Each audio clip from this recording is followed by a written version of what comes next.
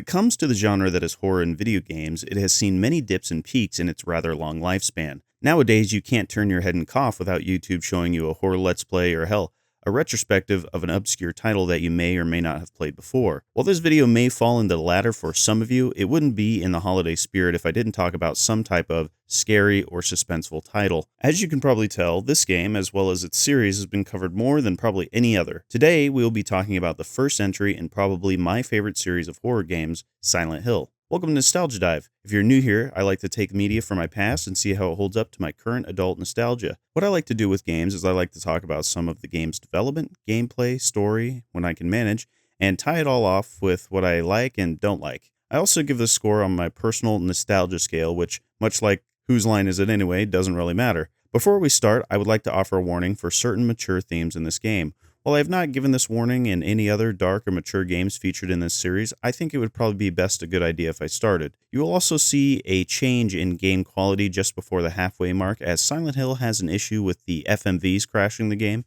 Anyway, starting with development, let's go ahead and talk about the psychological horror game, Silent Hill.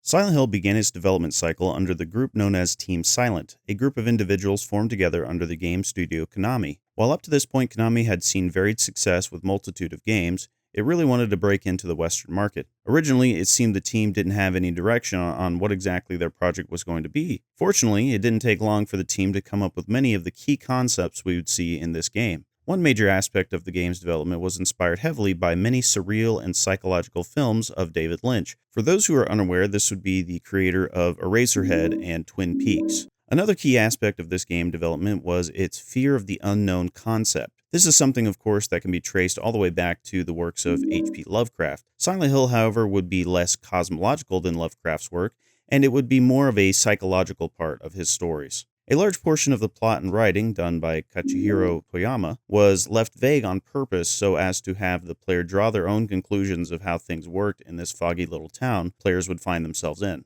As the designer of its characters, Takayoshi Sato, instead of working based off of the standard 2D illustrations, did a lot of his designs through 3D rendering. Sato managed to give each character their own unique features and distinctions, managing to perfectly match the sometimes campy feel or maybe even more serious tones the game would often portray as the story moved ever forward. An interesting aspect of Sato's work on this game is that he almost solely responsible for the game's full-motion video cutscenes. What is astounding is that man lived in the development team's office for almost 2.5 years, using almost 150 Unix-based computers to render the game's scenes after all his coworkers had already left for the day. While understandably, in modern times, game crunch like this is obviously not good for a person, to see Sato's dedication to this game shows that the team was really dedicated to its creation. Konami's interest actually had fallen off quite a bit when it came to drawing interest in the West over the years, but Team Silent had formed this group in the hopes of creating not a game that would break the horror genre mold, but an absolute masterpiece that would speak to everyone across the gaming space for many years to come. This hands-off approach from Konami to make sure the Team Silent made their game allowed Team Silent to have a very wide net of creativity. Another side of the game's development that would have it stand on its own was its phenomenal music. The composer for this game was none other than the legendary Akira Yamaoka. While Yamaoka had many other music credits before and outside of the Silent Hill games, this series is what he's known for than any other aspect of his music career. If you've watched a horror creepypasta video, listened to music that sampled the game, even watched the not-so-great movies, Mr. Yamaoka is someone you have heard of or has influenced some of the bands or artists that you may listen to up to this very day. Nothing fills me more with melancholy, existential dread, and the need to stare out of a passenger car window on my way to Forks, Washington than listening to The Day of Night, one of his most popular tracks.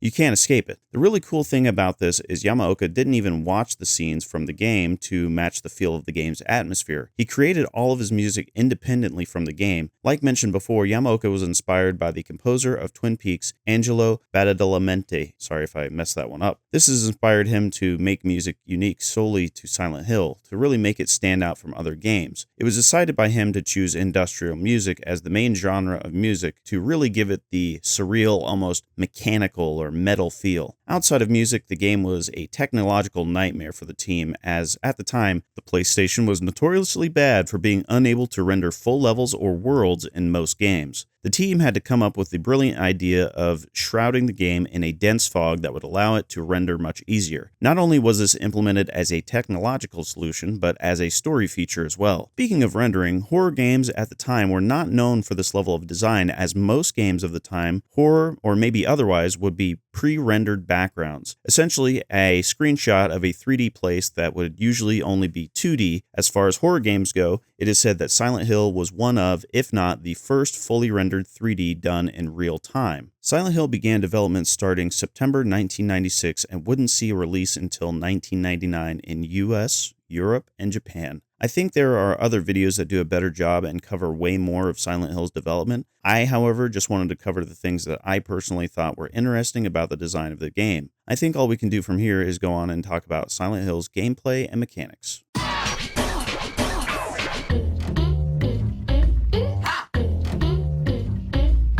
Silent Hill plays as a survival horror game where you must do various things to get your protagonist to his final goal, in this one, to find his daughter, Cheryl. Starting with the game's combat, you will have the option to go through the game either melee or range. But this is a survival horror game, so of course you will be using a mixture of these, as supplies such as ammo and healing items can all be limited. Harry isn't a special agent or a beast when it comes to fighting, as he retains a kind of average Joe type of air about him that many survival horror games have adapted themselves. Harry can hardly shoot, and it takes many hits to deal with the town's many enemies that you will face. When injured, you will have no obvious clues of Harry's condition unless you look into the game's pause menu, which doubles as kind of an inventory for Harry as well. The game allows Harry to sprint, which comes in handy as Harry can easily be overwhelmed by 2 or 3 creatures at a time, and it can become quite hectic for him to hold his ground. One of the earliest things provided to Harry, and thus the player, is a radio. When it goes off, it will actually make tons of static, alerting you to the creatures nearby. This can actually be turned off. While there is no compass or obvious quest markers, the game does provide maps for a lot of its areas around Silent Hill, which will constantly get updated when Harry interacts with doors and enters rooms. A drawback to this, however, is that you're only really able to read the map if you have sufficient light source, which the game provides early on as well, but will make you easier to spot by the creatures you come across. Another aspect of this game, because it's survival horror, is that you will find yourself coming across various puzzles and doors that may require keys or alternate means of entry. This, of course, will cause you to want to explore everywhere. However, you will learn very quickly that most of the places you find yourself in will have tight corridors or rooms, making it difficult to navigate, especially when you have to deal with the various monsters. Lucky for you, the devs have made a way to do a quick 180 turn if you find yourself deep in the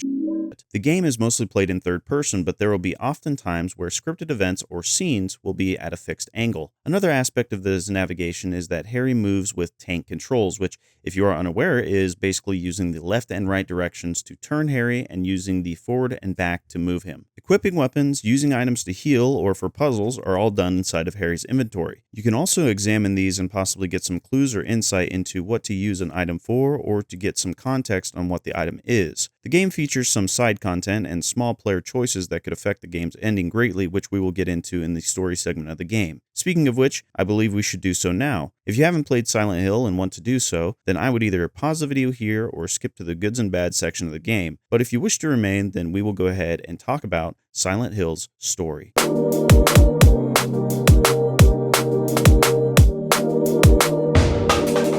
When we begin our time with Harry, we start with one of the game's FMVs. This has us riding along the road in our Jeep alongside Harry's daughter, Cheryl. While driving along, Harry sees a young woman walking across the road. To avoid hitting her, Harry swerves out of the way and, of course, as you know it crashes the Jeep. Harry is knocked out by the impact of the crash, and when he wakes up, his daughter has gone missing from the vehicle. When Harry steps out of the Jeep, we find ourselves on the road, and it seems that it has begun to snow. We now take control of Harry and walk along the area for a bit. Quickly, we see Cheryl for the briefest moment before she runs off, and so we quickly follow. We eventually come across an alley, and just as we're getting close to the end, we hear the squeak of a fence door. When we round the corner, we find this fence we assume the noise come from.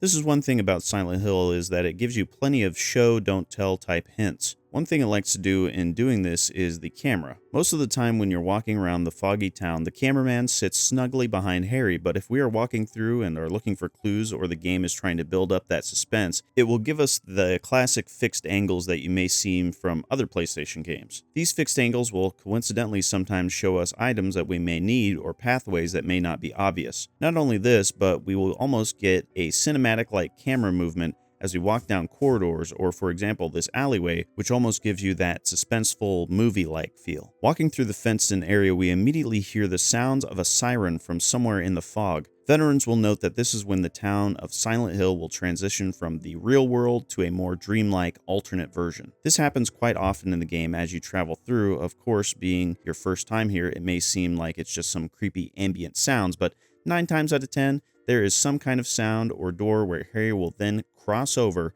for the lack of a better term, to this other world, one that blurs the lines between dreams and reality. Continuing down this alleyway, we come across a rather jarring scene. We find piles of gore unknown to us if they are remains of some kind of animal or human. It only gets worse. At this point, we can safely say we have dived deeper into this dreamlike realm, as the shift has become almost nightmarish now. This is usually referred to as Otherworld by most. You will notice when Harry steps into this deeper dream world, when the surrounding environment goes black, the walls and floors are covered in rust and blood. You will also notice that instead of the snow, that oftentimes it will begin to rain as well. Moving down this grotesque alley, Harry will come across a body before him. This is when we are attacked by the small childlike creatures wielding knives with no weapons and no way to escape. The creatures overwhelm Harry and he falls unconscious. When Harry wakes up, we find ourselves in a diner. Soon after, an officer named Sybil appears. Harry talks with Sybil a moment about the goings-on in town. Sybil tries to get information from Harry, but he's just as in the dark as she is at the moment. Harry asks if Sybil has seen his daughter, to which she denies.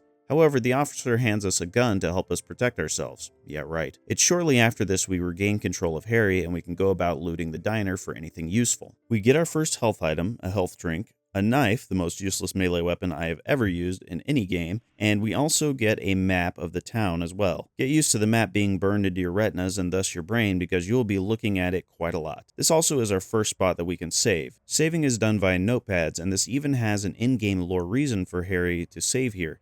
He says that someone may experience these same events just as he has and jots down what he can about those experiences. With all of that done, we immediately hear the portable radio nearby begin to emit static. As this happens, a large flying creature breaks through the windows of the diner and attacks Harry. This is a screamer. The town will be covered in these and will mercilessly home in on Harry as we make our way through Silent Hill. We quickly equip the gun Sybil gave us and we shoot it down. This is when we go ahead and grab the radio. As I said above, this will alert us to enemies when they get near us. We take all of our newly acquired gear and make our way back out into the foggy town. Wandering for a bit, we go back into the alleyway that was in our dreams. This time we find Cheryl's sketchbook and find a note that says, "To school." This is when the map really starts to shine in this game. While you have no modern quest markers, a compass to tell you where to go, the map will always point you into the right direction throughout the game. The only issue you will really have here is if you have a shitty memory like myself, you will have to pull that stuff up every 5 to 10 minutes just to make sure you're going the right way. What really makes it frustrating is that if you have no idea where you're going, when pulling up the map, it takes at some points 5 to 10 seconds to actually pull it up. I know that seems like a short amount of time, but when you're constantly pulling it up, you spend quite a bit of time just opening and closing it. One would assume you take the main roads to most places, but this is your first lesson when traveling around town. Quickly trying to get to the school, you realize most ways up to this location are blocked off by a large, seemingly infinite sinkhole. One boon to this map, however, is it will update regularly, so you'll find that blocked off roads or locations you can't enter will be put in on Harry's map to let you know, hey dumbass, turn around. So really, our first puzzle here is to find a way to the school. We find some notes that lead us to a doghouse, which give us a key to allow us to enter a house on Levin Street. We then have to find 3 more keys around town to open up the back door in this house. The key Woodman, the key Scarecrow, and the key Lion. You will see many naming conventions of puzzles and things that will pull from either real-life stories or other possible inspirations. These keys, for example, being inspired by The Wizard of Oz. When we get back to the house and unlock the locks, we find that we've entered the fog world once more, as now we find ourselves in an endless darkness. We eventually make our way to the front of Midwich Elementary School, and once we enter, we have many different rooms we can enter into. When we head to behind the reception desk, we find a riddle or some kind of puzzle related to time. When we move on, we actually enter the courtyard and find a clock tower. The tower itself has various inserts that we must fill, and to do this, we must use the time on the tower, compare it to what room we need to enter, and locate the item. Locating many of these items will require puzzles of their own. While most of these are simple and not overly complex,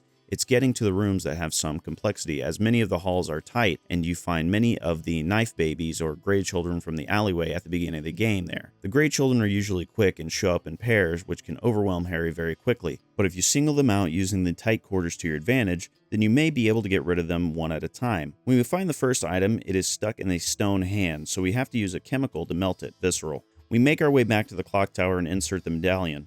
Once we do, the clock moves to 12, and so we must make it to the second item. We enter the music room, and man, I remember this one pretty well. Silent Hill was actually one of the very early games that I streamed on my Twitch channel, and I believe we spent about 30 minutes to an hour trying to solve the puzzle. But long story short, you're given a riddle about birds, which you must decipher and press corresponding piano keys. In doing this, we managed to get the silver medallion. Going back and inserting the silver medallion changes the clock to 5, and we make our way to the basement. We flip a switch in the boiler room, and it actually opens up the doors of the clock tower. When we make our way through this small area, we hear more sirens. We've now entered the other world fully. Exploring the nightmare version of Midwich isn't too troublesome. We do experience creepers, which are just large cockroaches, which isn't a big deal, but we also find a rubber ball for another strange puzzle and some other useful items. We eventually come across a door which has a slot where we must insert a picture card we found earlier. This is literally a card with a key on it, and we are able to go through. This is where the school will kind of teleport you around from the first and second floors of the game. A lot of the doors and halls are now blocked off though, so it's rather easy to navigate for the first few areas. We managed to find a shotgun. This, to me, is a massive upgrade to the pistol, and so like the true gamer I am, I hoard it until I really need it. Especially ammo for this, it's rather limited. We traverse the school for a little longer and we eventually make it to the rooftop. We are greeted by another puzzle here where we need to grab a key. In doing this odd puzzle, we must fill the hole with water, but it has a hole where we must plug it up with the rubber ball we also found earlier. Yeah, I don't know either, guys. The key washes away, and so now we must try and find it. We spend quite some time looking for it, but we locate the key. Making our way back through, we find the library key. We enter here and we get some fairy tales that may or may not be relevant later. We then find our way back down into the basement, and we are blocked by a valve puzzle where we mash it until it opens up. This was an odd one for me, as up to this point we would always get some kind of riddle or clue to help us achieve these puzzles, but this one was literally just, figure it out homie, you're not as dumb as you think. And without fail, no matter how many times I've played this, I'm always like, oh yeah, watch me be the dumbest motherfucker you've ever seen in your entire life. I finally get my turn at the brain cell, and we actually make our way to the elevator that takes us down further. We find ourselves in a rather large area lit up by a burning body, and we are greeted by the most polygonal, disgusting creature the game has to offer. This is a lizard known as a splithead and is our first boss of the game. That's right, this game has bosses. The splithead is a rather slow boss, but it has an attack where the whole front half of the creature opens up and tries to chomp you for Sunday breakfast. Well, if you're anything like me and hoarded all your shotgun ammo, you can actually defeat this guy in 4 or 5 shots with it. This is my boomstick! Thanks, Ash. Once he opens his mouth, you start blasting and we'll have no problems with this guy. When we defeat the monster, we actually are brought back to the boiler room of the normal school, ending our time in the other world for a moment. We grab a key and then the map points us over to the church. Much like before, we have no direct way to the church, so we actually have to use the key and enter another home. Exiting through the front, we actually hear some church bells and we make our way over there the rest of the way. Once inside, we get a scene where we meet an old woman. Apparently she has been expecting us and was foretold by gyromancy. This is some of the many signs we see in this game related to strange occult or eccentric practices that may have inspired Team Silent, but regardless, we speak to this woman for a time, which Harry seems to have no clue about. The woman mentions Cheryl, which of course Harry tries to get any kind of info, to which the woman responds in more cryptic occult sayings. The woman tells us to walk the path of the hermit, concealed by the Floros. This could be taken many ways, but I like to think it is her telling us we must travel on our own to reveal the information we may seek. Harry has no idea what the woman is saying, but she offers us the Floros, saying it counteracts the underworld. Floros is another name inspired by real-world works, namely the Floros demon found in the Lesser Key of Solomon, a grimoire compiled in the 17th century by an unknown author. It talks of sorcery, mysticism, magic, and demons. Another of many possible inspirations for Team Silent. We are advised to go to the hospital before it's too late. The woman leaves and we pick up the things that she set down. To get to the hospital, we must head over to the drawbridge that takes us to Central Silent Hill. We lower the bridge and we enter the hospital. We hear a few gunshots and we meet another person. This is Dr. Michael Kaufman. He seems to be relieved to see us at first, but when we try to speak to him, he doesn't say much. He quickly leaves, and so we must go and explore the hospital. Looking around, we find another key and a wrecked-out office. Inside, we find a shattered bottle of liquid, which we go ahead and collect. For those of you playing along or unaware, this bottle of liquid will be quite important later. As I said before, this game has multiple endings, and if you want one of the best ones, then you will need to grab this as well. We find an inoperable elevator, so we must go down into the basement and turn on the power. We head into the elevator and we find 3 floors and the basement we were just in. When exploring, we find we have no access to any of the floors above the first, but when re-entering the elevator for the 3rd time or so, a 4th floor appears on the panel for us to enter. We get a cutscene of an older girl going into an old antique shop, and we are then able to go onto the 4th floor. We find ourselves back in the Nightmare world. Much like the Nightmare School, we must traverse this location while dealing with its related enemies. The first one we encounter is probably the series' most popular of creatures, as it appears in every title following this one, the Nurse. The other creature we will face in this hospital's dark halls is the Doctor, which will be very close to how the Nurse acts, but with a little bit more health. These monsters will run up to Harry and slice them with their knives. We pick up various items here, but the main ones are in regards to a puzzle we must collect 4 plates all around hospital rooms, all with similar naming convention as the keys from before. Only this time it's in regards to the novel by Lewis Carroll, Alice in Wonderland. We find the door we must put these plates in, and we also get the riddle nearby. The riddle, of course, has to do with the colors, and so lining up the colors of the plates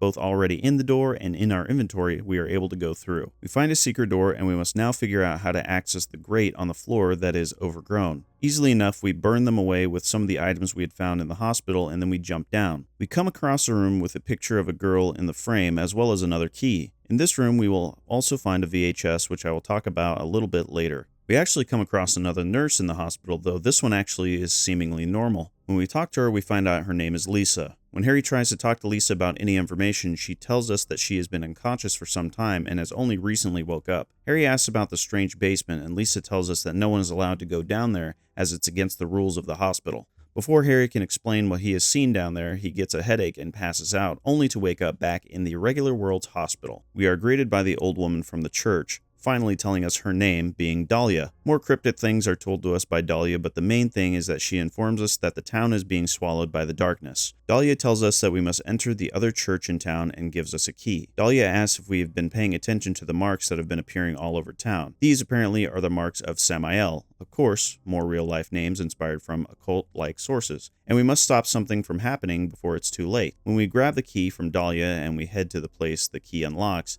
the antique store on the other side of town, we wander around the antique shop a moment and we locate a hidden hole. After revealing it, Sybil shows up and talks with Harry a moment. Apparently, all the roads out of town are blocked off from Sybil being able to go and get backup. She also tells us that she did see a girl but was not sure if it was Cheryl. Sybil was trying to follow the girl, but she watched her walk across the destroyed road like she was on thin air. Harry mentions what Dahlia said to him, and Sybil responds with some more grounded information. Sybil tells us that Dahlia sounds like she's on drugs, as Silent Hill apparently is known for giving drugs to tourists. According to Sybil, the police still cannot figure out who is manufacturing and selling it. Harry can actually get this information beforehand if you go to the police station earlier. This is something that Silent Hill is very good at. While the dev team left things ambiguous on purpose, you, as a player, depending on how invested you are in the story, can learn as little or as much information by exploring some of the town's secondary locations. For example here, if you had visited the police station, you would learn that the police can't figure out the drug problem, but you can also find out that the main ingredient of this drug, White Claudia. This information aside, Sybil believes this may be the darkness that Dahlia is talking about. Sybil asks about the hole, and Harry believes that he will find more answers beyond. After some resistance from Sybil at first, she decides to hang back and cover him here. We locate an altar, possibly this church Dahlia was talking about. As we try to leave, the altar catches fire, and Harry is then taken back to the hospital to speak to Lisa, leaving Sybil behind. Harry then talks to Lisa for a moment. Harry asks Lisa about Dahlia. Apparently she's famous around town.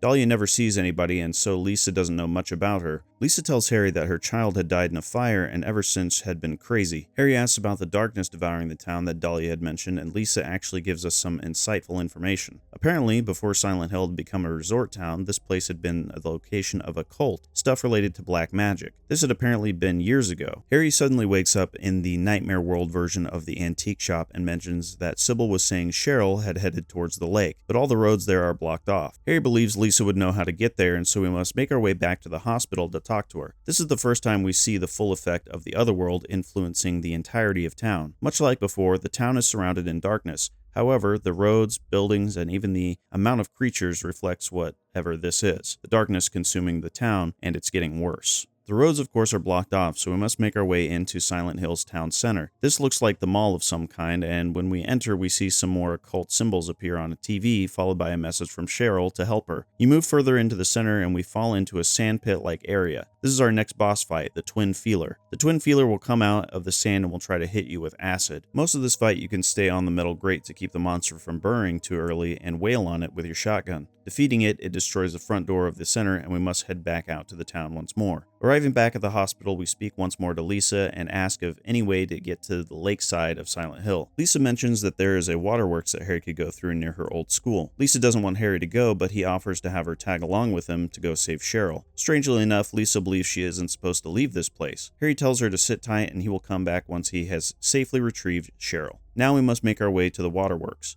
When we walk out of the hospital, we are directed to a rooftop to fight another boss.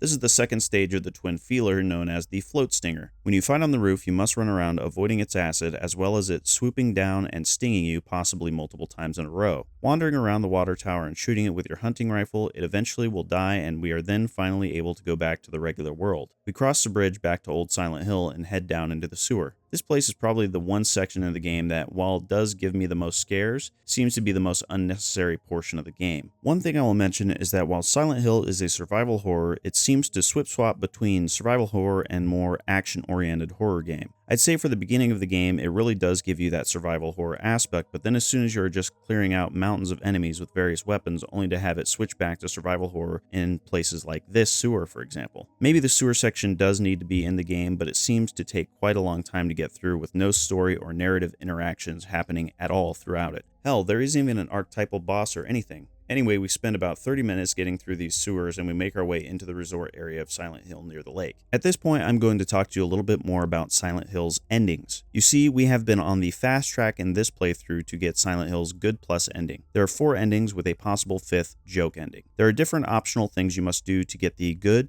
Plus, Bad, and Bad Plus endings of the game. What we do here in the lake section of the game affects whether or not we get the good ending. Before we go to the lake, we find ourselves doing a small series of things involving Dr. Kaufman and the drug trafficking side story that Sybil was telling us about earlier. We enter Annie's bar and we see Kaufman getting attacked. We save him, and that begins our journey to get the good ending of the game. Kaufman leaves, and we then find a receipt and a key that he had dropped in the attack. We head to the grocery store and we get a few more details to the backstory of this place. We find a log showing someone picking up packages from the general store. Opening the safe nearby, we see these packages. This is PTV, the drug Sybil was talking about. It seems this is part of the distribution network. Next, we head to the resort hotel and we enter the hotel to find a key, which allows us to open up the motorcycle gas cap. This reveals a glass vial, the same one that we found shattered back in the hospital. Kaufman actually shows back up here, a little grumpy, and snatches the vial from us only to tell us to quit wasting time. Harry concludes that Kaufman is part of the drug trade but shrugs it off as he feels like he's wasted his time, and thus we now have guaranteed one of the 2 good endings here. I will mention what we must do next when the time comes. Anyway, we make our way to the lake. When we do, reality begins to break down as the nightmare world has finally invaded the real world. We rush through the army-sized amount of enemies to finally arrive at a boat where we find Sybil. Sybil followed the sewer the same way we did, and she wants to know what is going on with this town. Harry explains that this town is being invaded by the nightmarish delusions of someone come to life. He believes it's getting much worse. Sybil being one not to understand this time, but Harry believes that whoever is causing this, they have Cheryl kidnapped. Dahlia arrives telling us that the demon has awakened. She tells Harry the demon will swallow up the land, and she tells us that we must seal away the marks. 1 at the lighthouse and 1 at the amusement park. Sybil and Harry split up here to divide and conquer. When Sybil leaves, Dahlia adds some pertinent information. We must use the florist from before to seal it. Harry asks what about Sybil, but Dahlia leaves. We quickly make our way to the lighthouse, only to see the ghost-like figure of Alessa already activating this location. We head back to the boat, and Sybil seems to not have returned just yet. Harry makes his way out to the amusement park by going to another sewer entrance. We get a cutscene of Sybil being knocked out down below. We travel through the sewer ourselves, reaching the end, and we find a rather ominous horse, something you would see from, say, a merry-go-round. We climb the ladder, and we now find ourselves in the amusement park. We wander this location for a while before we come across a merry-go-round and we locate Sybil, now under control of some leech-like creature, similar to the ones that you would see on the nurse's back at the hospital. Sybil will get up and begin to fight us. This is where you can get the plus part of your ending, whether it is good or bad. If you grab the liquid back in the hospital, you can toss it on Sybil and it will cause the leech to die. Harry and Sybil talk a moment about what's going on with an excellent shot of the carousel rotating. Sybil asks why the cult would have taken Harry's daughter, and Harry explains something we just now find out here. Harry is in fact not Cheryl's biological father. Harry explains that one day Harry and his wife found her on the side of the road and took her in. Harry's wife was ill and she passed not long after, leaving Harry and Cheryl behind. Harry concludes that there may be some kind of connection between Cheryl and the town as well as this cult. Harry reaffirms that he will save her. She is his daughter after all. We confront Alessa and she knocks us back, only for the Floros to activate and weaken her. Dahlia shows up and speaks to Alessa, ignoring Harry for the moment. In this conversation we learn quite a few things. 1. Alessa is Dahlia's daughter.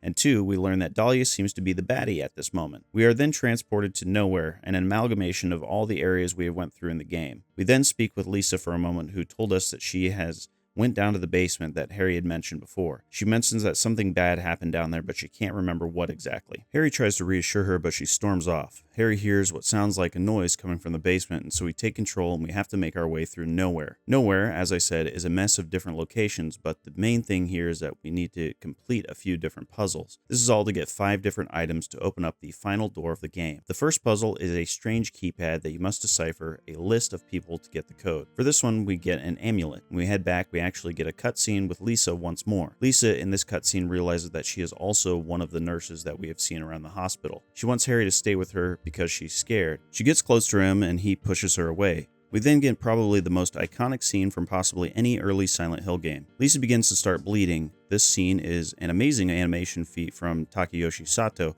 As the blood runs down Lisa's face, you can see the eye react to it running across. You then see much more begin to trickle down as she stumbles towards Harry, eventually becoming completely drenched. Harry runs out, blocking the door, and we then take back control.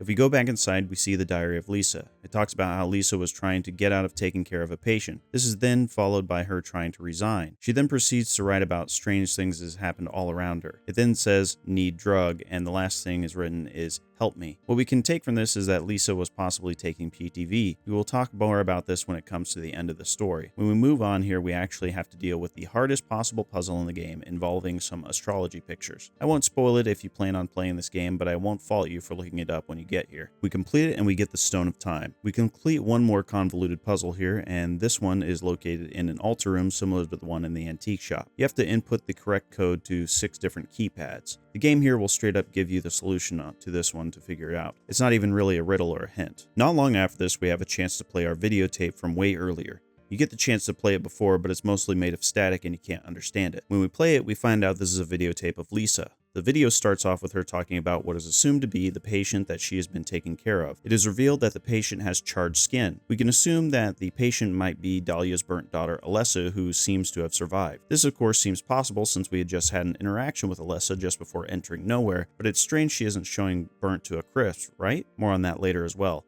I promise some of this will make a lot more sense when I give you guys the end of story debrief, which will explain some of the more implied, esoteric information that may not be known to everyone who does a standard playthrough of the game. We make our way through the place some more, retrieving some of the last items we need to open the final door. We actually get another cutscene surrounding a bed. In this room, we see both Kaufman and Dahlia as they speak about some of the possible plans they have. It is assumed that they surround Alessa. They talk about her soul seemingly being split in two. It seems they are trying to summon some kind of power from her, but it looks like it would be too weak unless they get the other half of the soul. Dahlia believes they can use a spell to draw it back, which will take some time. We grab the last item for the door and we make our way to the last door. Entering the door, we see a memory of the past where Dahlia is trying to coerce some of Alessa's power from her. Alessa refuses, telling her that she just wants it to be the two of them. Dahlia gets some type of epiphany saying that she could do everything all herself. We head downstairs and we come across Sybil confronting Dahlia. Here we see her alongside the physical form of Alessa in a wheelchair, and the other person laying beside the wheel-bound form is Alessa's soul. Dahlia explains that she had sacrificed her daughter in a fire to birth the god worshipped by her order. This seems to be its final steps. Both the physical and astral forms merge and Kaufman comes, who wouldn't be here. I should mention Sybil wouldn't be here either if you killed her, if you didn't save him. Kaufman throws the glass vial he took from Area earlier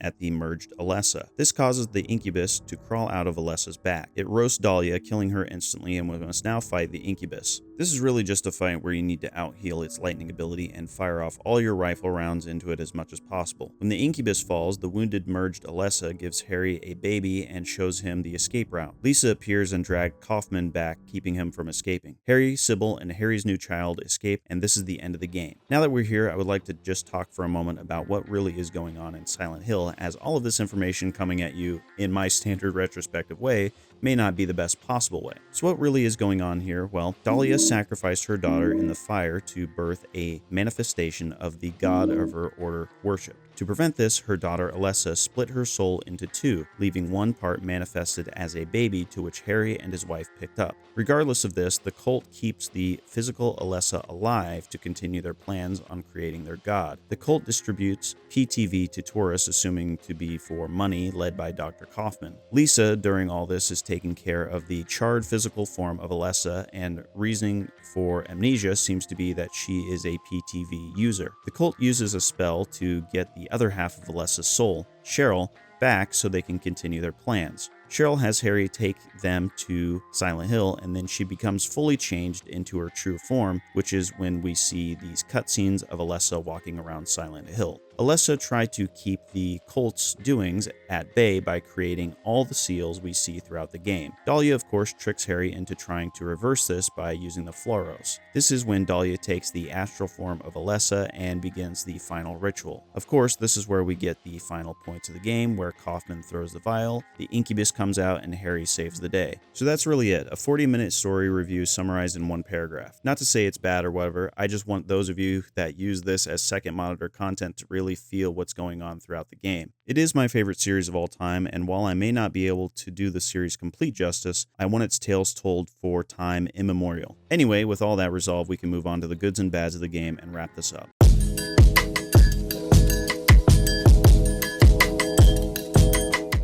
So first things first, my favorite aspect of this game is that it can be as linear or non-linear as you want it to be. As I said earlier in this video, the more you explore, the more the game rewards with not only items, but with the ability to learn the real underlying story of the game. Another aspect of this game is its ability to have a town that is explorable. I know that this is a weird thing to mention with everyone and their mother's game being open world exploration, but this was on the PlayStation 1. Sure, you can expect one or two places maybe of extra side stuff, but there was a whole section of this game that a player would miss if they didn't explore and went straight to the objective. Another thing I do enjoy here is its weapon variety, as this can incentivize multiple ways of dealing with its creatures. I enjoy most of the tension and suspense this game can give someone, at least the parts that it mattered. One thing I didn't enjoy as much is the aggressive amounts of enemies one would have to deal with in the nightmare portions of the city. I know this is to tell the player that they need to run most of the time or what have you, but I feel this takes away the horror elements and tension that I spoke of before. Sure, there is a decent roster of enemies, but once you've seen your first several air screamers, it can get tiring and lose that panic a player may feel in those moments. This is doubly so when you have an upwards of 5 or 6 of them behind you trying to nibble your skin. It may even seem comical at some points. The setting is awesome and varied at most points, but I feel when